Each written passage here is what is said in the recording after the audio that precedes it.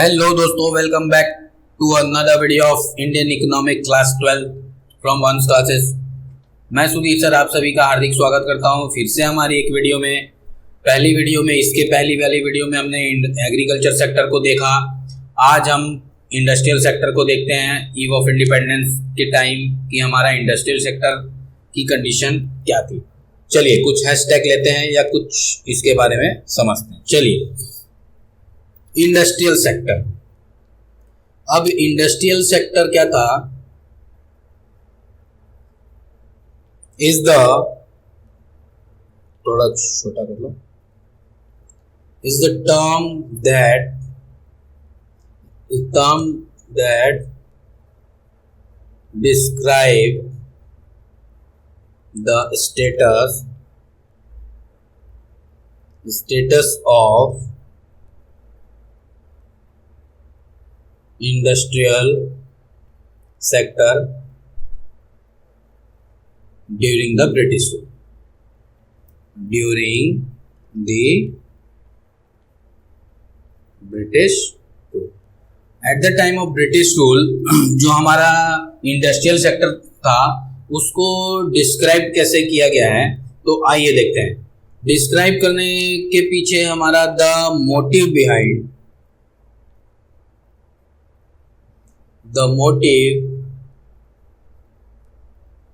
behind the systematic de-industrialization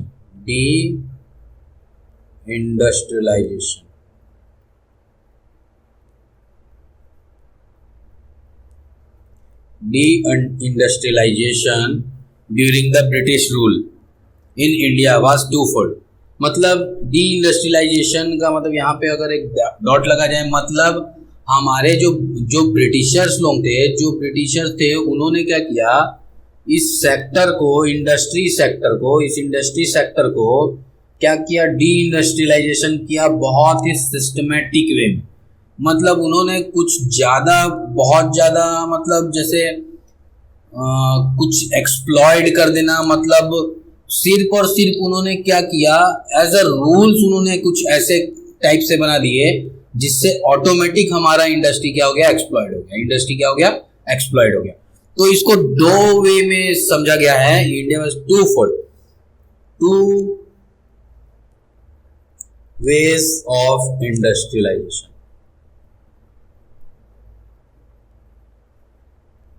ways of industrialisation. अब ये two ways क्या क्या हो सकते हैं दोस्तों?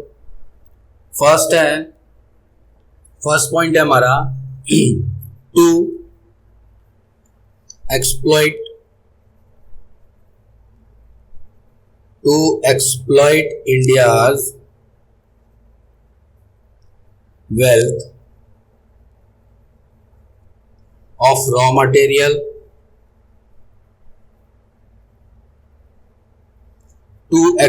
India's wealth of raw material, है ना।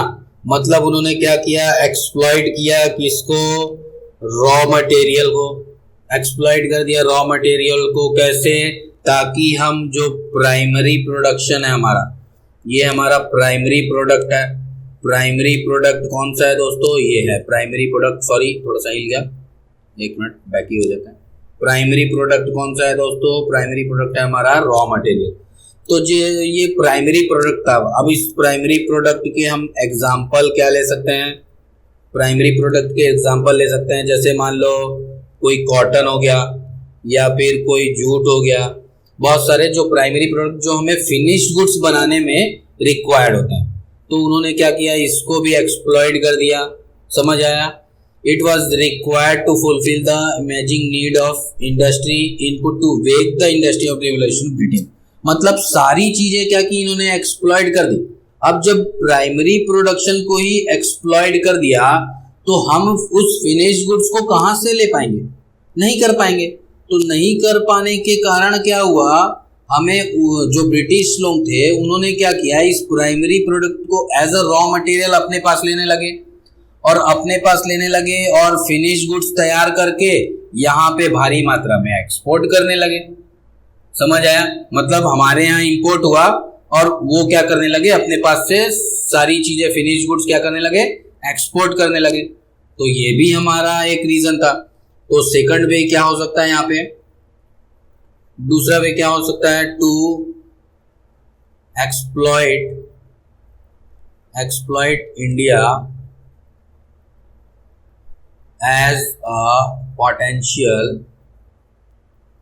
as a potential market for the industrial revolution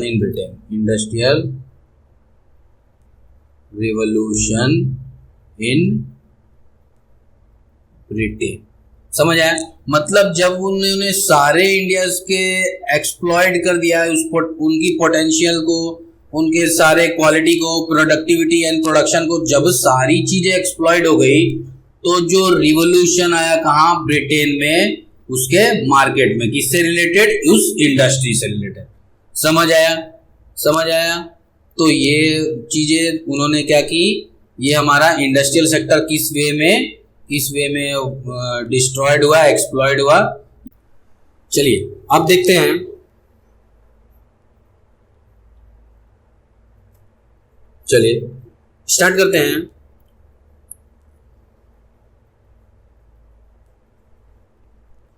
poor state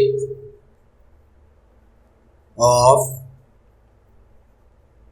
industrial sector, ये हमारा टॉपिक है। Poor state of industrial sector in British rule. मतलब ब्रिटिश रूल के समय हमारे इंडस्ट्रियल की पुअर स्टेज कैसे हुई, क्या कारण है, क्या रीजन है, हम इस चीजों को इसमें पढ़ने वाले हैं। तो फर्स्ट पॉइंट लेते हैं, डिके ऑफ हैंडीक्राफ्ट।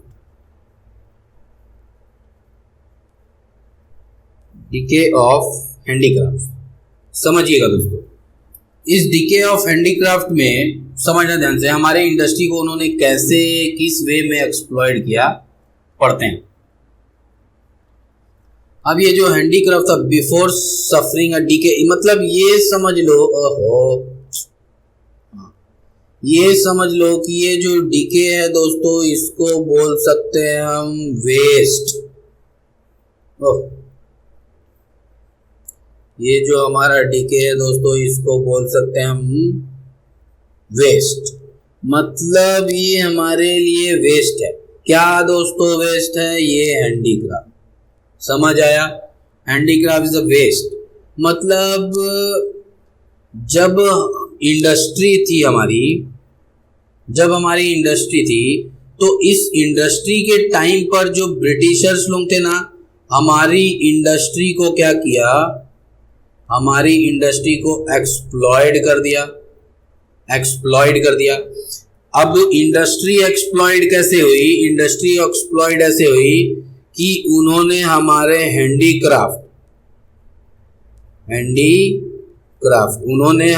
हैंडीक्राफ्ट को क्या किया, हैंडीक्राफ्ट को खत्म कर दिया, बंद कर दिया। समझ आया? मतलब सबसे पहले देखते हैं, बिफोर ब्रिटिश रूल, इस ब्रिटिश रूल के पहले जो हमारा हैंडीक्राफ्ट था, ब्रिटिश रूल के पहले जो हमारा ये हैंडीक्राफ्ट कैसा था दोस्तों? जो हमारी पूरी इंडियन पॉपुलेशन है, पूरा हमारा देश क्या करता था, इस हैंडीक्राफ्ट को क्या करता था फ्रेंड? इंजॉय करता था इस हैंडीक्राफ्ट को। क्योंकि हाथ में, मतलब एक Indian people means a artist, मतलब उनके पास ऐसी कला थी को वो ऐसे डिजाइन्स, पेंटिंग, स्कल्पचर, सारी चीजें वो हाथ से ही बनी हुई रहती थी, जिससे हमारा हैंडीक्राफ्ट बहुत इंजॉय करता था। और क्या होता था? क्वालिटी भी बेटर होती थी, बेटर क्वालिटी होती थी, समझ आया। But the main reason of decay, बट ये सारी चीजें कैसे वेस्ट हुई, वेस्ट कैसे हुई, तो इस रीजन से क्या हुई, वेस्ट हुई। But the main reason for the decay of handicraft waste होने का क्या रीजन था, डिस्क्रिमिनेटरी। ये बहुत अच्छा पॉइंट है दोस्तों, यहां पे लिखता हूं, डिस्क्रिमिनेटरी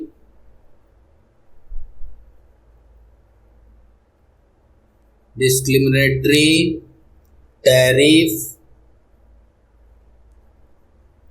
पॉलिसी, समझ आ रहा है दोस्तों, ऑफ द स्टेट आया समझ में। मतलब हैंडीक्राफ्ट हमारा बंद कैसे हुआ, डिस्क्रिमिनेटरी पॉलिसी, मतलब जब हमारा रॉ मटेरियल जो था, ये रॉ मटेरियल ब्रिटिशर्स क्या करते थे, इंपोर्ट कर लेते थे अपने पास, मतलब यहां से एक्सपोर्ट कर लेते थे, रॉ मटेरियल क्या करते थे अपने पास ले जाते थे। तो इस रॉ मटेरियल को मान लीजिए यहाँ पे एक्सपोर्ट कर दिया गया। अब वो ब्रिटिशर्स लोग क्या करते थे, इस एक्सपोर्ट पर जो ड्यूटी लगती थी उनको कम कर दिए थे, और इंपोर्ट पर जो यहाँ ड्यूटी लगती थी उसको भी कम करा दिए थे। मतलब जो सारी चीजें थी वो टैक्स से रिलेटेड थी, टैक्स फ्री कर दिया गया उन्होंने। उसने जब उनका ही राज चल रहा है तो उन्होंने क्या किया, इंपोर्ट और एक्सपोर्ट को उन्होंने क्या किया, अपने अकॉर्डिंग, अपने रूल्स के अकॉर्डिंग क्या किया गया, टैक्स फ्री करा दिया गया। एज अ रॉ मटेरियल ये सारी चीजें टैक्स फ्री करा दी गई, ताकि उनको उस चीजें से ड्यूटी पे ना करना पड़े। मतलब जब हम मान लीजिए इंपोर्ट कर रहे हैं, मतलब ये दोनों चीजें टैक्स फ्री, मतलब ये कुछ ऐसा हुआ, समझते हैं एक बार और। जैसे मान लीजिए ये इंडिया है, यहाँ से हम यहाँ पे कुछ चीज इंपोर्ट कर रहे हैं, तो इंपोर्ट पर जो टैक्स ड्यूटी थी उसको बढ़ा दिया गया, लेकिन जो एक्सपोर्ट कर रहा था रॉ मटेरियल उस पर टैक्स ड्यूटी उन्होंने घटा दिया, जिससे हमारा हैंडीक्राफ्ट को जो प्राइस मिलना चाहिए था, जो बेनिफिट मिलना चाहिए था, वो नहीं मिल पाया। मतलब हम अगर कोई फिनिश गुड्स बाहर से मंगाएं तो हमें ज्यादा टैक्स देना पड़ेगा, लेकिन अगर हमसे कोई बाहर फिनिश गुड्स ले, उसमें ब्रिटिश गवर्नमेंट का रूल था, ब्रिटिश ने रूल बना दिया कि वो टैक्स फ्री कर दिया जाएगा। तो tariff free, tax free, duty free, ये सारी चीजें करने से हमारा जो हैंडीक्राफ्ट था, ब्रिटिश रूल था, वो सारी चीजें एक्सप्लॉइट हुई। समझ आया समझ में फर्स्ट पॉइंट। चलिए पॉइंट नंबर 2 में चलते हैं। पॉइंट नंबर 2 में देखते हैं, bleak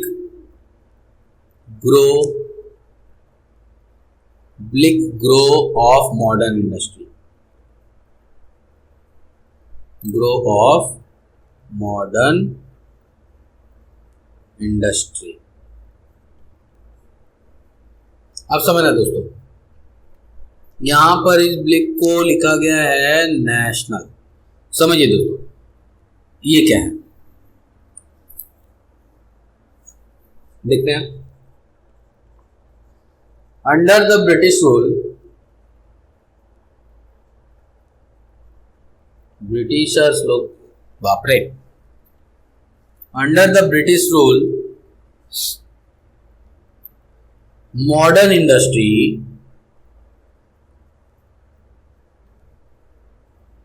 under the British rule, modern industry only a bleak grow,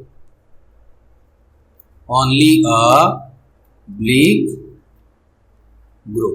समझ आ रहे हैं दोस्तों, ब्लिक ग्रो का मतलब यहाँ पे क्या है, ब्लिक ग्रो का मतलब यहाँ पर जो प्रोडक्टिविटी थी, जो इंडस्ट्री की प्रोडक्टिविटी थी, वो क्या हुई, सारी चीजें क्या हुई, मतलब इम्प्रॉपर हो गई, इम्प्रॉपर तरीके से हो गई, इम्प्रॉपर ग्रो, मतलब वो ग्रो हो ही नहीं पाया पूरे तरीके से। It was only a second half, it was only a second half. It was only a second half. 19th century modern industry also. 19th century में हमारा ये मॉडर्न इंडस्ट्री अप्लाई हुआ. समझ आया? अब मॉडर्न इंडस्ट्री आने से हमें सारी चीज़ें करने में बहुत आसानी हुई. कोई भी चीज़ ज़्यादा हमें कुछ करने की ज़रूरत नहीं थी इस मॉडर्न इंडस्ट्री में. तो चलिए देखते हैं ये मॉडर्न इंडस्ट्री कैसे हमारे देश में सेटअप हुई. मॉडर्न इंडस्ट्री इसको ऑब्जर्व करते हैं. ऑब्जर्वेशन इसके लिए क्या क्या ऑब्जर्वेशन करनी पड़ी थी. ठीक है, तो सबसे पहले देखते हैं मॉडर्न इंडस्ट्री के लिए क्या क्या ऑब्जर्वेशन करनी पड़ी थी. दोस्तों इनिशियली हमें सबसे पहले ये कॉटन एंड जूट या फिर कोई टेक्सटाइल मिल हो गया, ये सारा सेटअप करना पड़ा. कॉटन, जूट और टेक्सटाइल सारी चीज़ सेटअप हुई. समझ आया? कहाँ पे ये लोकेटेड हुई? लोकेटेड कहाँ पर हुई दोस्तों? ये वेस्टर्न इंडिया. समझ आया दोस्तों? सारी चीज़ समझ आया. और ये वेस्टर्न इंडिया ज़्यादातर ये समझ लीजिए महाराष्ट्र और गुजरात, यहाँ से हमारा मॉडर्नाइजेशन चालू हुआ, मेनली कंट्रोल्ड बाय इंडियन. अब ये सारी इन चीज़ों को सबको कौन मैनेज करते थे? इंडियंस. कौन मैनेज करते थे? Managed by Indian. आया समझ में सारी चीज़ें. फिर दोस्ते हैं, फिर हमारा 19th सेंचुरी के बाद in the beginning of 20th century के स्टार्टिंग में हमारा आयरन स्टील और क्या क्या था दोस्तों. और कौन कौन सी कंपनी मॉडर्नाइज करने के लिए? टाटा आयरन स्टील और कंपनी. तो ये सारी चीज़ें इनकॉर्पोरेटेड हुई कब? 19th सेंचुरी, मतलब ईयर ऑफ 1907 में. समझ आया? After world war cement, paper and sugar industry also started coming up. मतलब वर्ल्ड वॉर के बाद सीमेंट की कंपनी हुई और उसके बाद पेपर कंपनी हुई. तो ये सब क्या करने लगे? अपना स्टार्टअप करने लगे. समझ आया? क्योंकि उनको मालूम था कि अब हमारी इंडस्ट्री क्या हो गई है? मॉडर्नाइज हो गई है, ये सारी चीज़ें हो गई है. समझ आया दोस्तों? और फिर बहुत सारे चीज़ इसमें आए. ठीक है, आए समझ में? तो ये सारी चीज़ें हमारी डिटेल थी जो हमारे इंडस्ट्री को ब्रिटिश रूल्स के साथ साथ मॉडर्नाइज कैसे किया गया, ये सारी चीज़ें हमने इसमें रेडी की. तो समझते हैं दोस्तों और इसके कुछ कैरेक्टरिस्टिक इंडस्ट्री के कैरेक्टरिस्टिक्स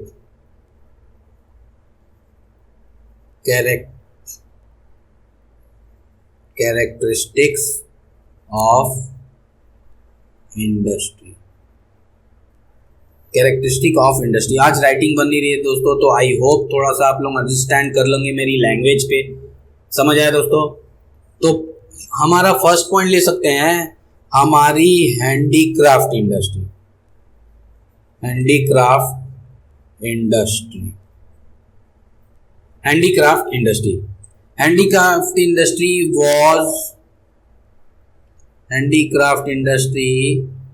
was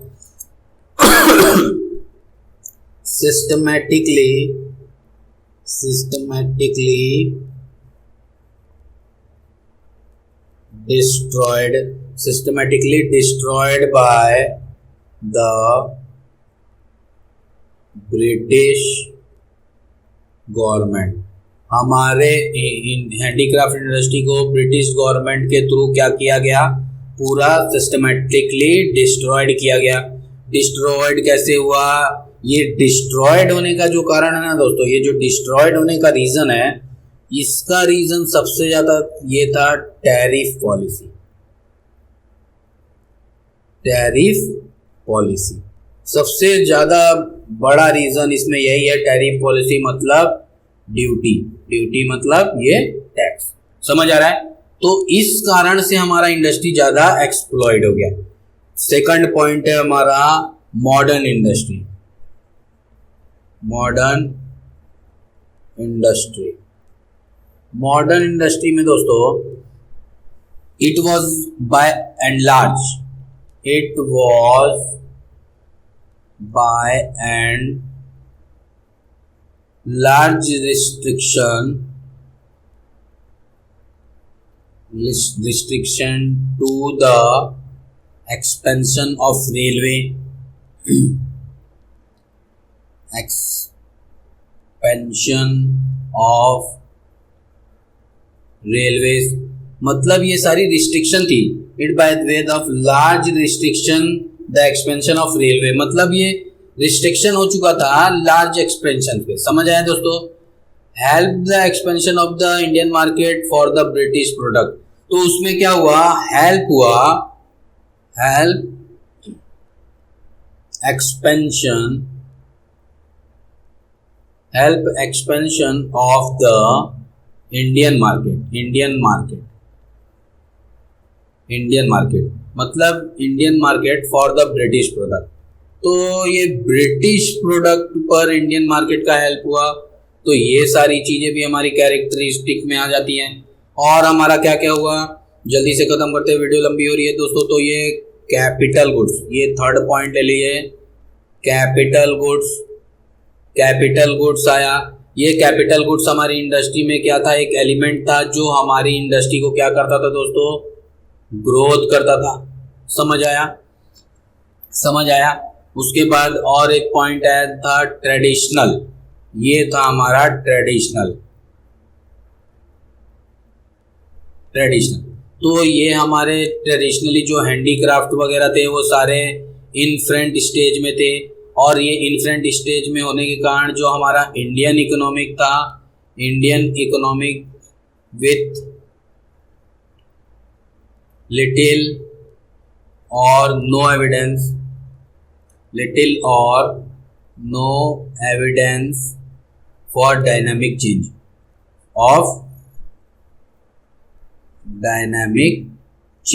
समझ आया दोस्तों। तो ये सारी चीज़ें भी हमारी इंडस्ट्री में आ गई जो हमारे ट्रेडिशन से रिलेटेड थी।